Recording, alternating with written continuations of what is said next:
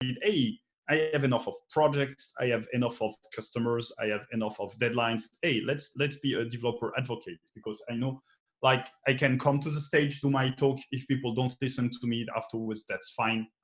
It's not an issue. Whereas your customers, you need to cajole them, you need to convince them, you need to groom them, and it's always the same. I'm quite used to the standards like Java stacks, just as Java EE or Spring, and a lot of what I will show you is all about that. I work for a company called Hazelcast, and at Hazelcast we have like 2 products. The main IMDG product, you will see it in detail in the talk anyway, so it's no use that I talk to you about it too much. Basically, we are like providing you with data structures. The only difference with like the standard Java data structures is those are distributed on different nodes. And now you come into the realm of distributed systems, and it's a lot of fun. It can be like so fun that basically the API is very like easy to use, but then there is an issue because you didn't think about something that it was distributed along the network. And our new product is called Jet, and it's a way to do stream processing. So basically you have your like Java 8 stream, but you can do the same again in a distributed way and all in memory. Now, getting back to the talk, I think that you came here because there was microservice in the title, because everybody does microservice. I mean, it should be on your resume. If you are not doing microservice, if you are doing monolith, then you are not a good developer, obviously, because every good developer should do microservices.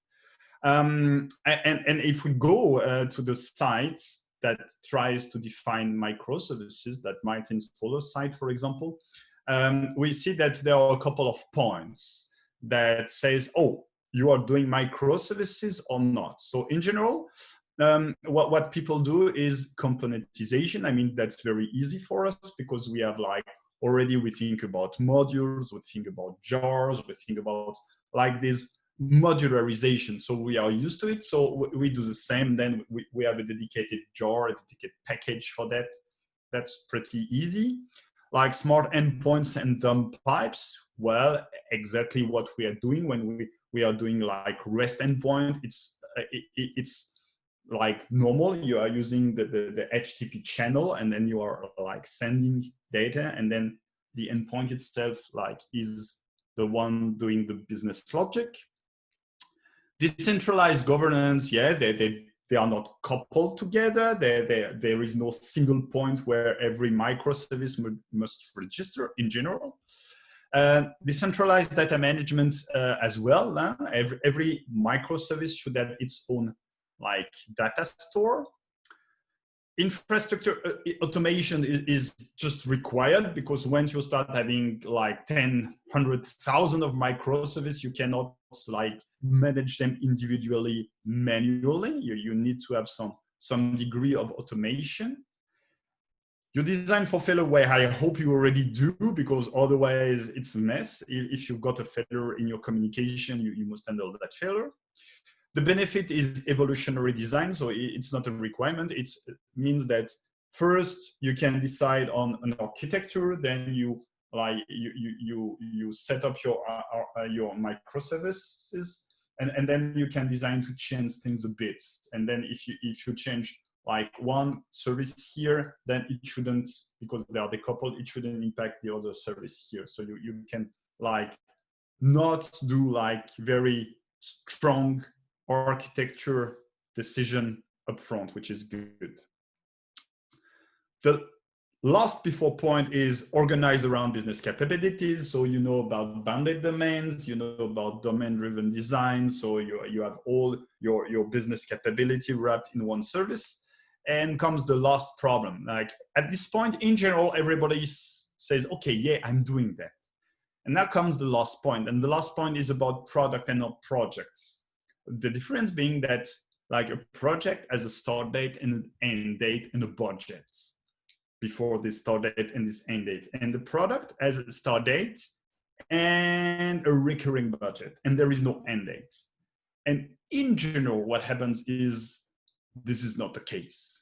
So when I ask people, hey, who is doing microservices in an audience, half or perhaps 60% of the people say, yeah, we are doing microservices.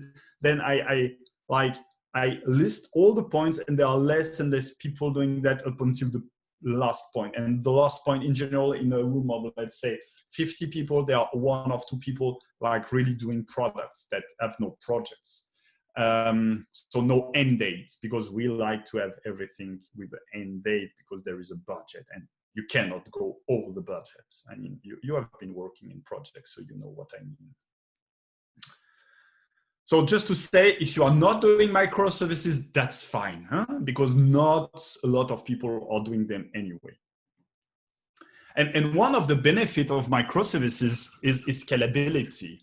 Like I've been working in e-commerce, and I like this definition because, like, imagine an e-commerce a microservice architecture, and then you've got like the catalog.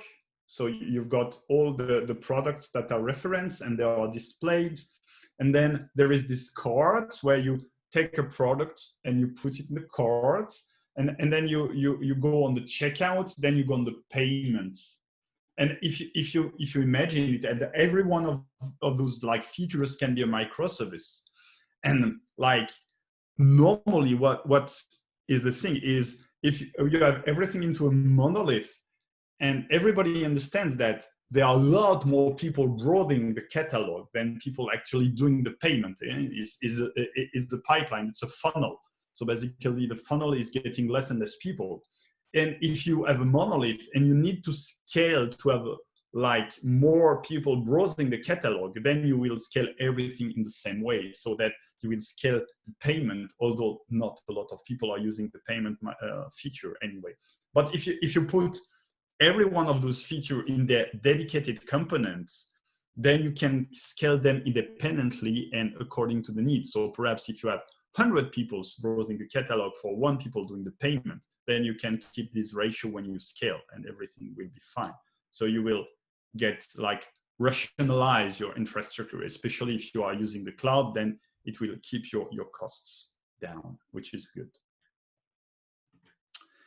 And now I've been like an architect, as I mentioned, and perhaps some of you have been as well.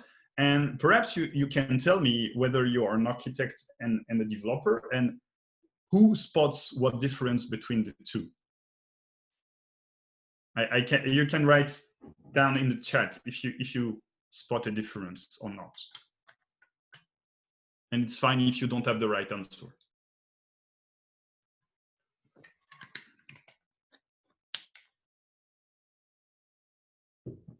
So you are all very shy. Nobody wants to write anything down in the chat. I understand that.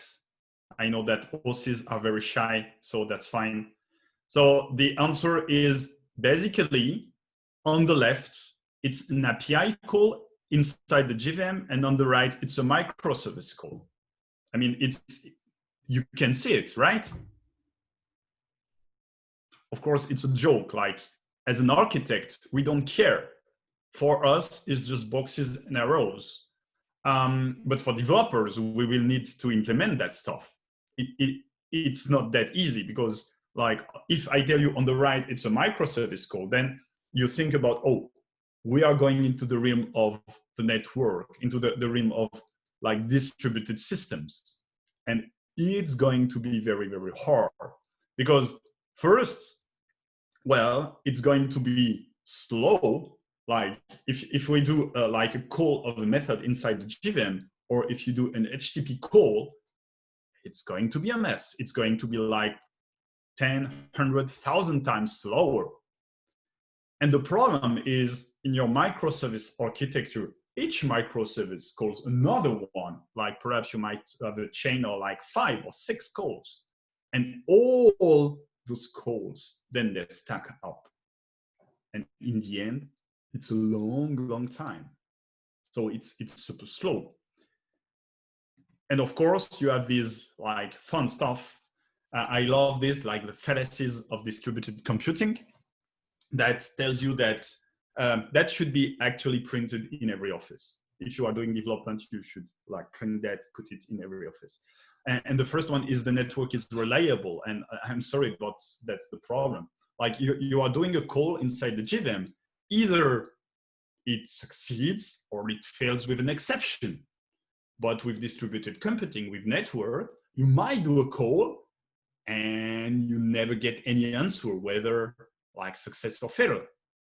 Even worse, as the caller, you don't know if the message reached the callee at all.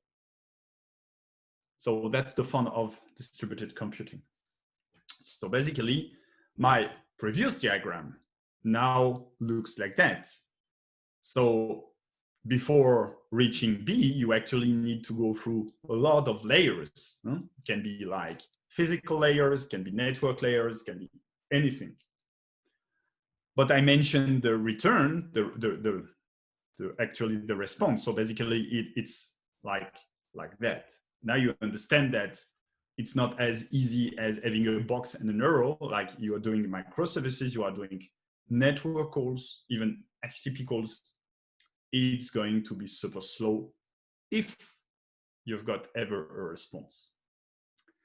And now if I tell you, hey, something is slow, as developers, as engineers, you think, that's easy.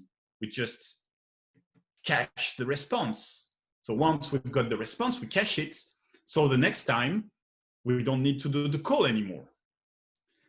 And I've noticed that in our industry, we like simple things. We are engineers. Normally, we should be smart. We should like balance the trade-off between, hey, I want the data right now, fast, or I want the fresh data. But we like to have like easy answers to our hard questions. That doesn't work like that. So understand that once you put a cache in place, it's fast, but it's stale. Data is stale. And it's not up to me to decide what's the correct freshness of your data, because it depends on everybody's context. Like in the bank, for example, let's say in France at least, and in Europe, I think, when you check your account balance, it's not the balance of now, it's the balance of the day before. So basically you've got a staleness of one day, and most people are okay with that. Now, again, with my microservice example from an e-commerce, you might want, when you do the checkout, to ask for the pricing, because yeah, it's very strange, but the price is not fixed. So if you never worked in this kind of environment, it's strange, but pricing depends on many different, depends on the stock, depends on the time of the day, depends on the current promotion. Perhaps business wants to sell more of a certain stuff. So pricing should be, every time should be like asked, hey, what's the correct price for this product? So every time you ask for the pricing. If I tell you that the staleness of the pricing is one day, it's not that great. It's not that great. You want it to be refreshed more often, but what's the correct? I have no clue. It depends on the context, and every shop might have different context. So always think about this trade-off, please. If you need to like keep something in your mind for this talk, is always when you make a decision, there is a trade-off, and caching, it's basically the decision is I want fast and I don't care so much about the staleness. Now, if I tell you cache, you might think about two things.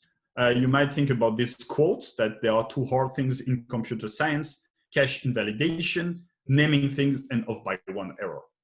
This is supposed to be a joke, but anyway, it's very hard to make like stupid jokes on a webinar. And also, I assume that I so far had this experience, like, hey, let's have a cache. Of course, we use a hash map. Like I did it. I use a hash map because it's so much easier. Unfortunately, if you start doing a hash map, well, the first thing is it's unbounded. Like it's a data structure. In Java, a hash map can grow like infinitely. So not a great idea. So perhaps you will start having checks. Oh, like, hey, if I add one more item to the hash map, well, what would you do? What would be the eviction strategy? Would you keep the most used items or the least, the most frequently used items? Now you see that it's not that easy anymore. That the hash map, now you need to write down the stuff. And also, how long by default should your items stay in the hash map? What's the time to live? So if you think about ever using a hash map, don't. Just use a professional like cache. It can be Hazelcast, it can be something else, but just don't do it by yourself. It's just like saying, hey, Hibernate is so bad, I will create my own ORM. It's very easy at first, and now when you go into the deep stuff, then you encounter the real issue that the people before you had and try to solve by having Hibernate. So Hazelcast has this concept of in-memory data grids, and as I mentioned, you can think it about like a distributed data structure. So you have this API that looks like a hash map, but is our own interface. And underneath, it's distributed. So basically, when you have multiple nodes, then your data is sharded and you can have backups and you can have all the good stuff of distributed computing under this very, very simple API. And in this talk, I want to like show you how we can help you in 3 different domains. The first is database access. The second is like, let's make a real HTTP call. And the third one is not so much about like being fast, but it's about being resilient. It's about how you can like back up your session data among multiple nodes. Any questions so far? Okay. So first, let's start with database access. So I assume a lot of you have like experience with Hibernate, and Hibernate right now is not cool anymore because, of course, object relational mapping framework, they don't work and they are so bad and blah, blah, blah. But actually, it's still very widespread. And if you have been like working a long time in the Java E stack, you probably have been using Hibernate and are still using Hibernate. The good thing about Hibernate is it's a GPA implementation right now, so it's a standard, and basically you can replace it with something else. And Hibernate has this notion of cache, and there are actually 2 levels of cache in Hibernate. The first one is, well, the level 1 cache, and by default, it's implemented in the session. So like, if you don't remember about Hibernate, like Hibernate had this notion of session factory. So every time you need to do something, you get a session out of the session factory, and the session is the proxy that will do everything. Meaning that if you get the session from the session factory and you do an update through the session, then the next time you do a select, then what you updated before is in the level 1 cache, and probably you don't need to go to the database anymore. So it's faster. Now think about this. The session is get from the session factory. The problem is every time you do an HTTP request, you will get a new session. So this level 1 cache is only good for one HTTP request, which basically like reduces the scope of the cache to very, very, very limited. And you don't want that. If you want the scope of the cache to like span across multiple HTTP requests, then you need to enable the level 2 cache. This level is optional, so you actually need to configure it explicitly. And there are multiple integrations available. It's not only about Hazelcast. You have, like, I think that the first one is EHCatch, for example. Probably a lot of you have used EHCatch. But there are other like caching integration. And I mean, it's like super stupid. A cache works that you ask for a value through a key. If the cache doesn't contain the key, then you load from the database and you put in the cache. And the next time you ask for the value from the key, it says, oh, it's already contained here, and you return it. And of course, when you write, then you create or update the cache value. So let's have a little demo for that. I hope you still see my screen. And I have created a Spring Boot project. So I hope that everybody knows about Spring Boot. If not, or if you have questions, please write them down in the chat and I will try to answer your questions. So I have created this like Spring Boot projects. I'm using the Spring Starter Data GPA, Spring Boot Starter Web. I'm using Hazelcast, of course. I'm using the integration of Hibernate with Hazelcast. It's very stupid here, but I'm using an in-memory database. I mean, it could be Postgres, it could be MySQL. It's just that easier to set up like that. I'm independent of the infrastructure. And that's all. And I have a stupid controller that says, hey, get me all persons, or get me the person with this ID. And I have this person repository, which basically is a Spring Data GPA repository. And I don't need to write down anything because then at runtime, the code will get created. That's perfect. Any reason why you are using Java 1.8a? Who is not using Java 1.8?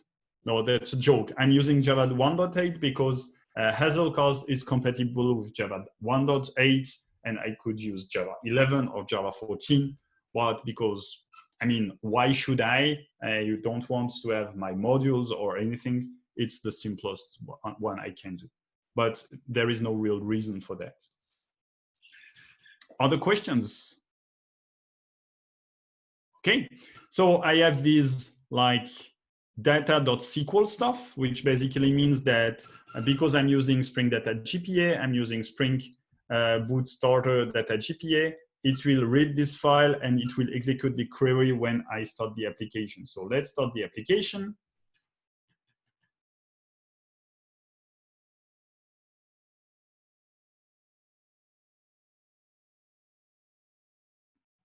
So I use Hazelcast as a library. So this is called embedded mode. I have one single node. So basically, I'm only local. If I want, I could like create another application, the same one on a different board, and then they will like broadcast a multicast, and then they will find each other and form a cluster. Here, I wanted to keep things simple. It's not really necessary, so I just did that only. And in order to show you that caching actually works, I've configured the Hibernate analytics. So here you can see that, well, nothing happened so far. It's just the initialization. But here you can see that there are like statistics related to the cache. So let's do a simple curl http localhost 8080 and D1. So I ask for one entity. Returns me the entity.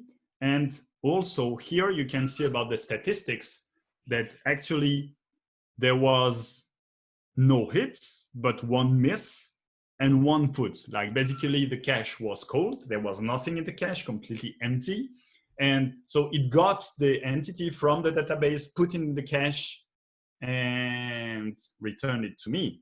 And now if I do the exact same curl, it should execute the exact same requests and returns me to me. But now I should have hit the cache. Yes, and it tells me, hey, I've hit the cache. So here I had no interaction with the database. I directly got the data. I've configured Hazelcast so that there is no time to live, so it stays forever. So it's not what you really want to do. It's just that for the demo, then I don't need to stress and say, oh, it will get removed from the cache. I need to do that very fast. If you are interested, this is the configuration. Is just the dummy configuration. It's just not everything very interesting in that. What is interesting, however, is how you can configure it. This is what is required to have this second level cache, is just configuration. Here, this is enough to get you started. So if you have trouble in your application today, you are using Hibernate, and you notice that your data is constantly accessed, then just put that in place, like 2 jars in the class path, Hazelcast integration with Hibernate, couple of configuration, and you are done. And you will get an instant boost of performance. Now, what we can do is we can get all the entities.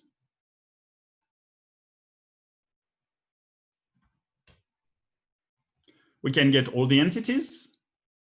And now all our entities, our 3 entities, are in the cache. So if we ask for the second one, for example, and check the statistics, then we have 1 hit. Perfect, done, magnificent. I don't know about you, but if you don't like, in case whether cluster of 1 MS running, how will the cache works? Will it be shared? Yes, actually that's the point. So basically Hazelcast, as I mentioned, works by being distributed. So if you have multiple instances of your application running in embedded mode, like I showed you here, yes, the cache will be shared among all the nodes. Then it's up to you to decide, okay, but then how do you share the data between all the nodes? How many backups do you want? I mean, then you've got the normal question that you ask yourself when you are doing distributed data. But yeah, it will be shared. Here I've configured everything in XML. So perhaps you say, hey, XML is not great. I hate XML. YAML is so cool. Well, you can do that in YAML too. But I prefer XML to YAML. But what I prefer is actually to have like code-based configuration. So here I have the same thing. I just remove the XML, and now I have the configuration that is in code. So you've got like type safety, you've got everything. This is available through Spring Boot. So Spring Boot will detect if there is like either a hazelcast.xml at the root of the class path or a config bin. And it will use it to initialize, to configure your Hazelcast instance. Good.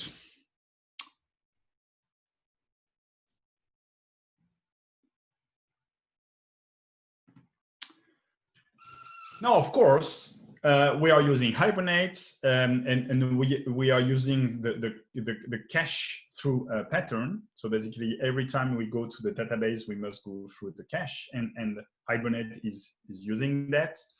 But sometimes we are still needing the database. And basically, again, every time you ping the database, I will answer the question just a bit later. Every time we access the database, then it's not in memory.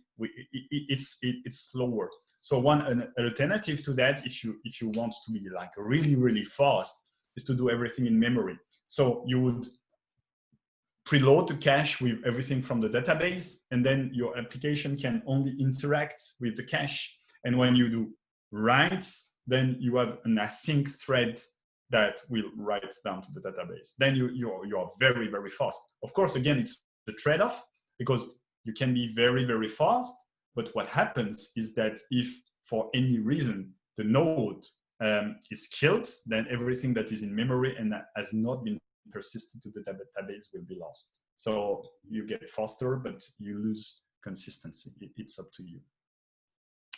About the eviction policy in Hazelcast, you have a couple of eviction policy out of the box. You have like the least recently used or the least frequently used. So you can like configure them by just declaring them in the XML or in the YAML or on the code, or you can write your own if you want. If you say, oh, I have a very, very like specific use case and I want this and this criteria to be taken into account. So you configure it at the beginning of when you create the instance, you pass it to the config and then it will be used. Yeah, don't forget to ask questions if you have them. I'm here for you. Why did I do that? Okay, now my nice e-commerce architecture with that many microservices talking to each other.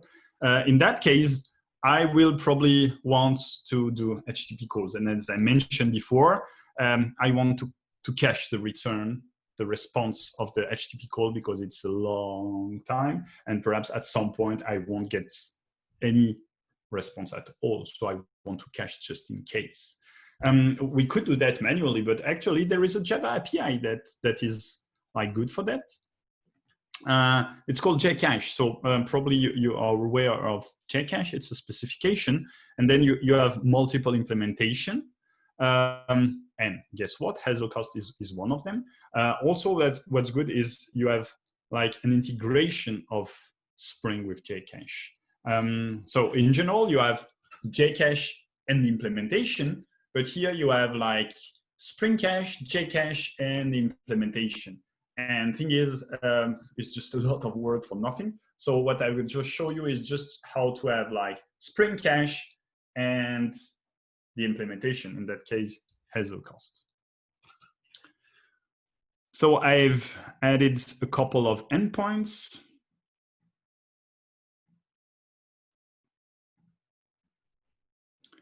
So now I have this proxy controller. So I have a new controller, proxy controller. And this proxy controller uses a so-called caching service. And this caching service uses the person repository. And this caching service, there is a dedicated annotation. There is this cacheable annotation that uses a dedicated map. Let's see how it goes. I can start that again.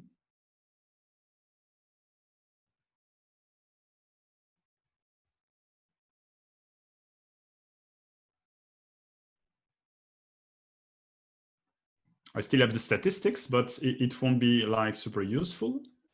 It's called OR. I don't remember. It's called proxy OR. I don't know why I called it OR. And here, wow, amazing. I got the results. But actually, my issue now is how can I prove to you that it was cached or not cached or taken from the cache or whatever. And that's where so far, everything that I've shown you is open source.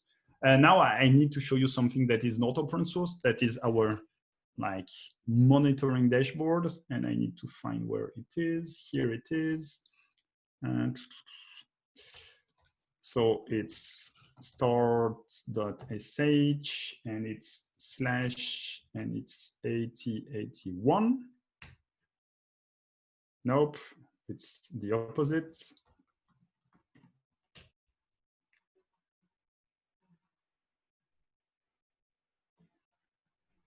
Okay. Localhost 8081. And now I always forget the password.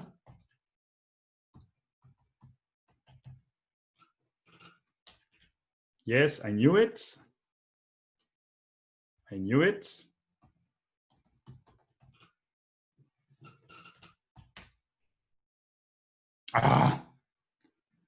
It will be hard. I think it will be hard to show you if it doesn't work.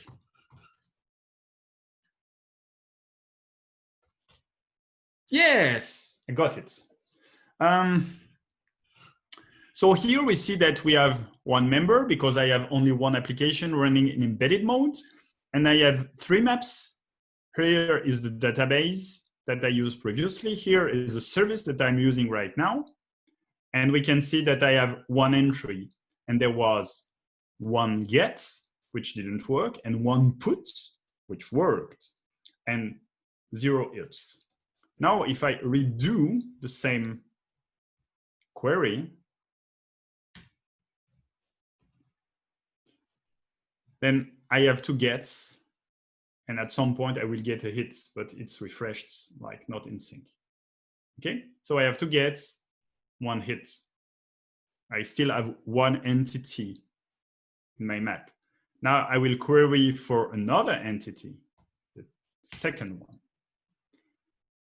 So I should have an additional get, an additional put, an additional entry, and here it should tell you 2 after some points. Yes.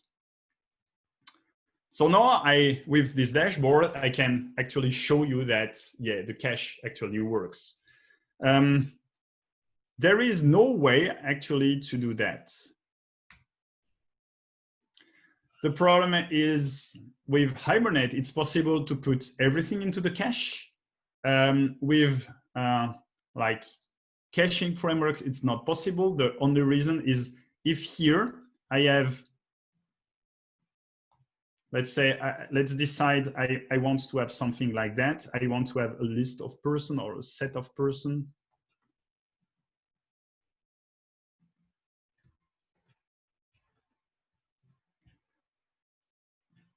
I want to have a set of person. There is no way that Spring knows about under which key I should put which entity. With Hibernate, you know it because the entities, they are like GP entities. So Hibernate knows, hey, the key is the one like with the @ID attributes, but here there is no way. So it's not possible to put like everything into the cache at once. You need to put it one by one. Any questions so far?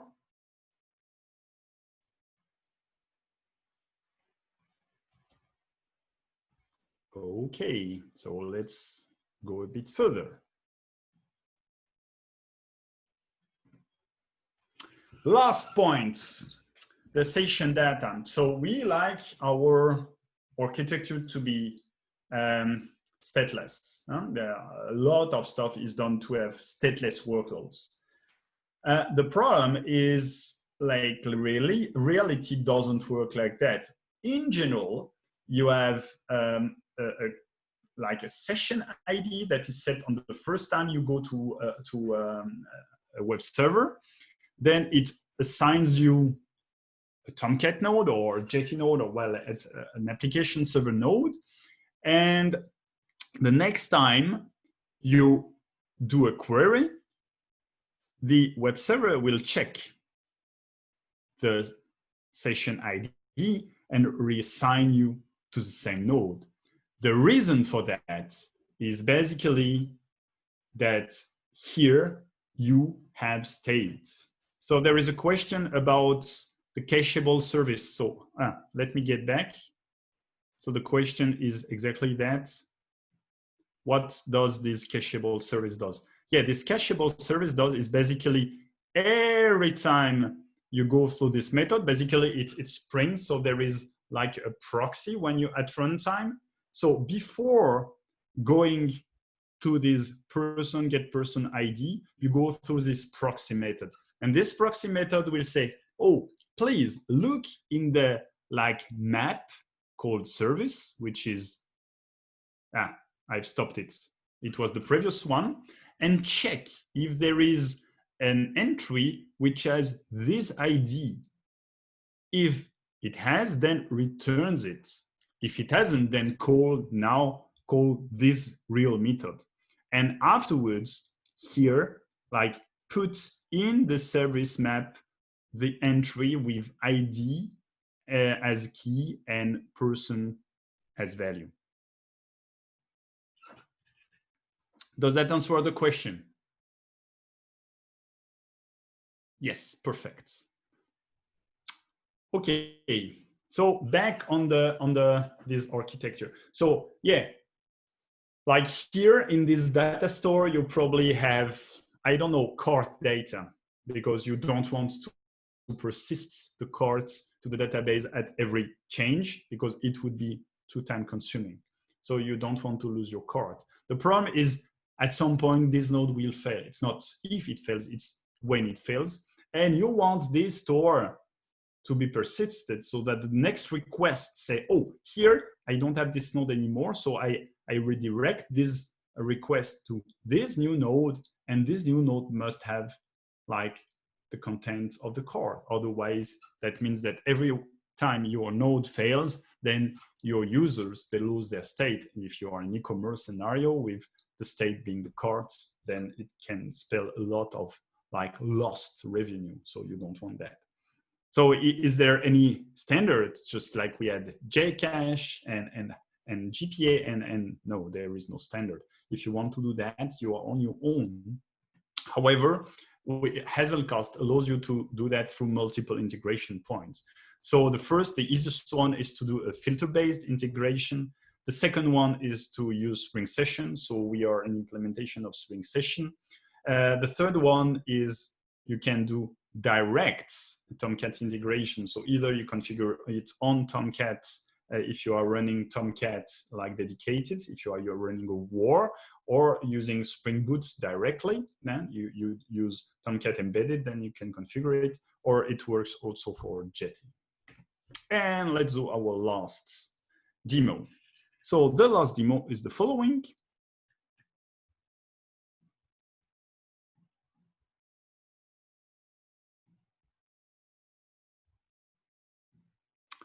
I have a Docker file. So this Docker file is super stupid. It's just to create an image of HAProxy. So the HAProxy is my front web server. And this HAProxy is configured so that it does stupid round robin. So the first HTTP request comes in, it redirects it to node 1. And that's the second, it redirects it to node 2. And the third one, again, to node 1. And the fourth one, again, to node 2. So it's just like round robin. So basically, I'm saying, hey, don't use any session affinity, just redirect it to like the next one. I will have 2 Tomcat nodes, and I have a Docker Compose file like this. So basically, here I have this load balancer with this round robin behavior. And I have like those 2 nodes, which consist of my like application, like embedding Tomcat. And the fourth node will be about the management center, just in case I need to show you something. Now, I have something called session data, and basically that's what I want to store in the session. And it consists of the JSession ID and a counter. And every time I go to a new node, I increment the counter. So if I have no session replication, I go to node 1, counter gives me 1. I go to node 2, counter gives me 1 again because it's another session. And I go again to the node 1, gives me 1 plus 1, 2, and then 2. So if I have no session replication, it will be like 1, 1, 2, 2, 3, 3. If I have session replication, I will have 1, 2, 3, 4. I mean, that's what I would expect, so that the data of the session is kept across the nodes. Let's try it. So here I must close it, and where is it? Here it is. So I must Docker Compose up.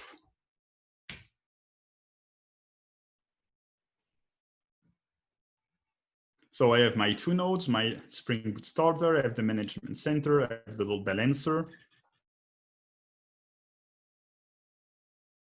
Takes a bit of time.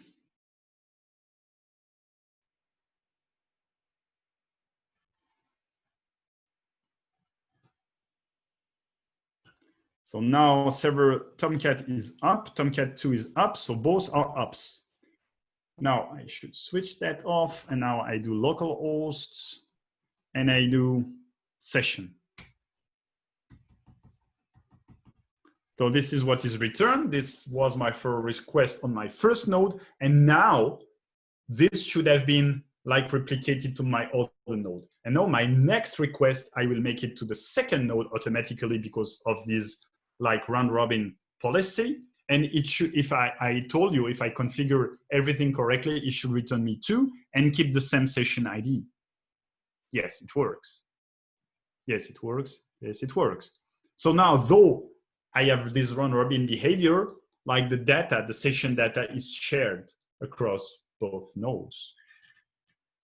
And this is very, very easy to implement here. I've used like, I'm using Tomcat embedded. So I'm directly inside my application, configuring the Tomcat to have this. I'm just saying, hey, I create a new session manager. I set it explicitly sticky goal false because I'm using round robin. If you are able, and normally you should, to have sticky sessions, then Hazelcast can do a lot less work and not try to replicate every time. So you should have either improved performance. And I will be using this Hazelcast instance, and then just on the context, which is passed here, sets the managers that I've created here. And that's the only thing that you need to do. Of course, you need to have on your class path what? The Tomcat session manager. And that's all. That's all. So I would like to sum up what we have seen so far. If you are doing microservices, it's in order to scale. But actually, if you are doing microservices and you are migrating from a monolith, you will take a huge performance hit because scalability and performance are not the same. Right? You will be able to scale easier, but basically because you are moving from like intra-JVM method calls to HTTP calls, then you will take a direct performance hit. You will need to build up your infrastructure. So don't do microservices if you already have in a case where a performance is not that great.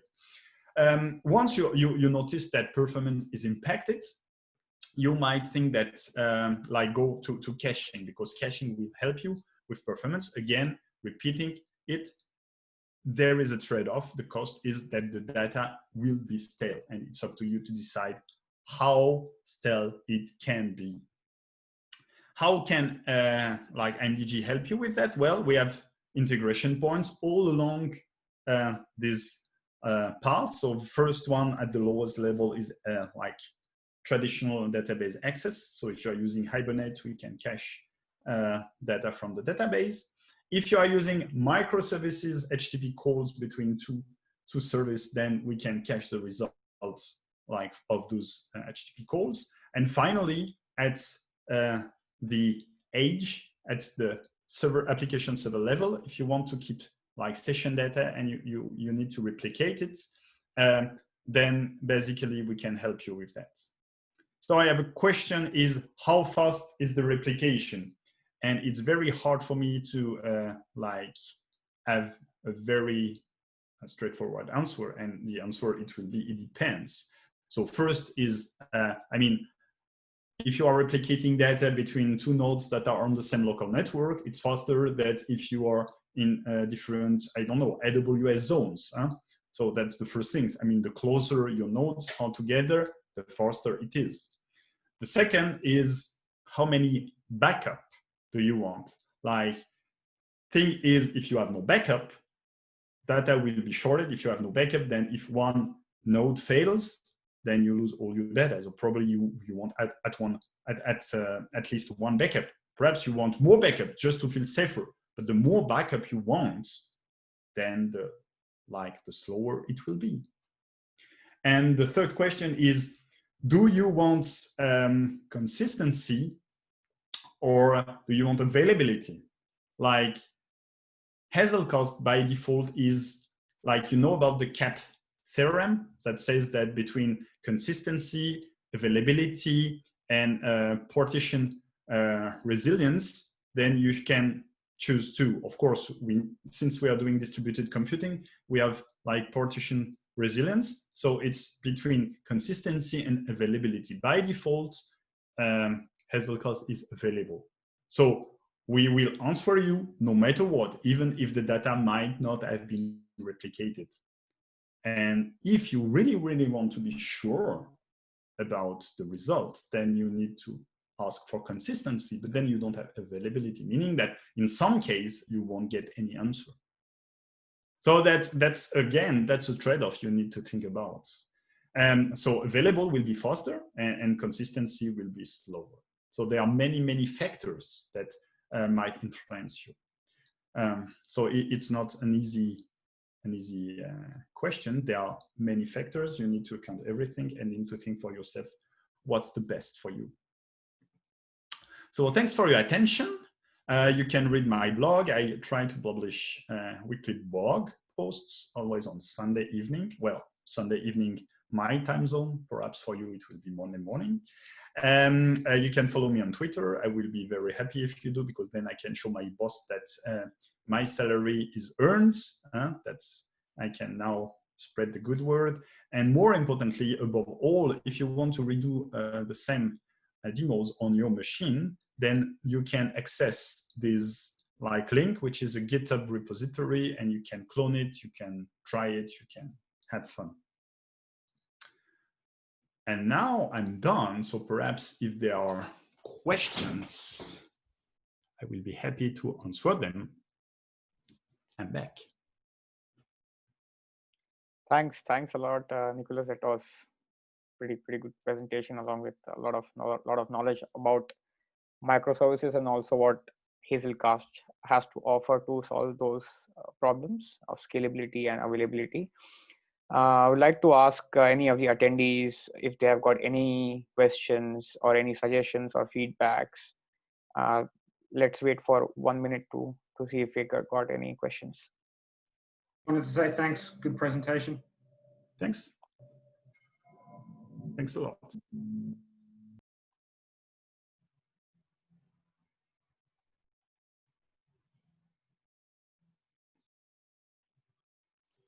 So I think when I have no question, it's always an issue whether it was very good and very clear and there is no question, or it was very shitty and nobody dares like shaming me in public. It was actually very good, Nicolas, and thank you. It was so clear. Yes. By the way, will we be able to get the copy of the presentation so that we can post it in yes. the data page? So that's one more incentive to follow me on Twitter, is I will tweet the slides. Okay, cool. I have got one question, Nicolas. So I understood the round robin stuff which you explained. I didn't get the other one. So you said there are two techniques and the alternation of numbers which you explained, 1, 2, 3, 4. And there was another technique which you said which will be enabled for the session management. I didn't understand that one. Or probably I missed what you said. In general, well, I will try to, I will answer, but I'm not sure I understood the question. So please don't be afraid to correct me if I didn't. By default, in general, what you do is you have sticky sessions. So basically, once you go to the web server, then you've got a session ID, and once you have been assigned a node, you always go to the same node, and it makes sense because then the data is local. You don't need it to be replicated. Right. The problem with that issue is that the node will fail at some point. So you need to have a copy of the data. In my demo, I didn't want to implement sticky sessions because it would like crash the demo. So I wanted to like force round robin to demo that every time you went to another node, you still had the session, but that's not what you should do in general. That's why I'm telling the Hazelcast session manager, set sticky false, because then it tells it, hey, you should replicate the data every time, no matter what. I know that if by the default it's true, then you are using sticky session, which should be your normal production usage. Then it tries to like improve things regarding the implementation, that the replication, it's not done every time explicitly. Right. I don't know about the exact difference, but I know that basically if you are like doing replication every time, of course, it's more expensive regarding the resources on your machine, which you don't want if it's not necessary. So even though the nodes are situated, for example, far apart, in terms of distancing. Even though if that's the case, Hazelcast will offer that availability, like the quick one, like it will do the replication quickly, or it will have some time lag if you do the sticky falls. No.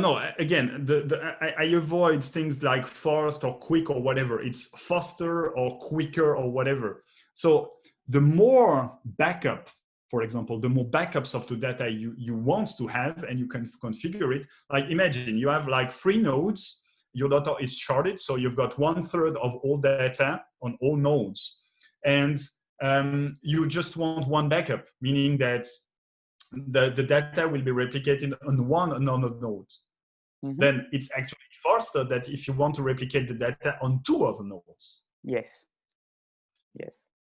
Thing is, if you have the backup on one of the nodes and both nodes crash, then you lost your data. So it's always a matter of thinking, what's the trade-off? Is that the fact that my data is in memory is very important to me, or I can load it quite easily if that happens? What's the likelihood of failure, and how hard or easy it is to get the data back in memory? Right. That's the kind of like mindset you need to have. Not saying, hey, I want fast. Yeah, okay, you can have fast, but then you lose a lot of stuff. Or I want to be sure of everything. Yeah, meaning that every time you need to store your data, for example, in the database, and then why do you have your data in memory in that case? Because then directly go to the database, then you don't need caching at all. So this is the kind of really interesting things that I mean, it's real architecture. Huh? Real architecture. It's not about like doing boxes and the rows. It's about thinking, hey, what are the trade-offs? In which case am I? Do I value my data? How much do I value them? How important it is? Like for example, I always have this like stuff about the pricing microservice. I never found out there was a study, but I couldn't find it again on the internet. There was a study that by having like 1/10 of a second of delay on Amazon on the front end, like would decrease the sales by 1%, I think. I don't remember the exact figures, but something that you don't feel, I mean, overall has a direct impact on sales. Right. So in that case, for example, faster means more sales, even if the pricing is not correct. Like, hey, in that case, just cash the price and not ask for the price that many times. Because even if we sell at a wrong price, we might oversell a bit or undersell a bit, but at the end of the day, it gets averaged. What is more important is to be very, very fast. Right. So in a lot of cases, you think that you want the right data, because we are engineers, we think that correct is better. But regarding the business side, in general, it depends. It's not always a clear-cut answer. So you need to talk a lot with your business and think, oh, like, what are the requirements? What do we value more? And that is the kind of interesting discussions. So the trade-offs depend on the business context in general. The trade-offs in the architecture. I mean, everything that you do, and please, again, if you remember, one thing is like, it's not microservices are better or are worse, or you should do Scrum or not, or Java is better or not. I mean, it's a trade-off. It's a trade-off. Like functional programming, like before functional programming didn't exist. Now everybody must do functional programming, or you're an idiot and you must know monads and you must do. No, it's not. I mean, it depends. And I'm not the one to tell you about your context. You know the context better. What I'm trying to tell you is, hey, I have this solution and it has these benefits, and these downsides, of course. And it's up to you to decide, hey, it fits my context or not. All right. It's similar to given, when, then, exactly. which you have in the test always. So given these things, then you can follow a Hazelcast. Else, if you have different use case, follow different stuff. Exactly. Yeah. So the more tools you know, the more choice you have to choose the right tool. All right. That makes sense. That makes the job of architect even more difficult, but that's what they are for. But that's the job of the architects, to make decisions and to balance things. And yeah. Right. Yeah. Thanks a lot. I kind of got what I Thanks. expected. So Appreciate thanks a lot. that. Has anyone got any questions? Please feel free to ask, or else we can probably conclude the session with goodbyes to Nicolas. And if you are shy or didn't think about a question but think later, just ping me on Twitter. My direct messages are open, and I will be very happy to try to help you. All right. I think we are good for the day, and thanks a lot, Nicolas. Perfect. I wish you a good evening. Yeah, merci beaucoup in French, if you say that. So thanks a lot, Melb JVM, for attending this evening. We had more than 25 participants, which is pretty good for the first fully online event. And we are really grateful to have everyone on board, and especially Nicolas for a short, given short notice to present with such a great technical knowledge. So thanks a lot for that. Thanks for the invite. Really appreciate that. I hope I will be able to come on site, like in the near future. Yes. Okay. Thank you, Nicolas. And for everyone, watch out for the announcement for another session, for another Zoom session that we are going to organize for all of you. And hopefully we will also see you there. Yep. Okay. All right. Bye. Have a good evening. See ya. Stay safe. See everyone. Bye. Stay safe. Bye.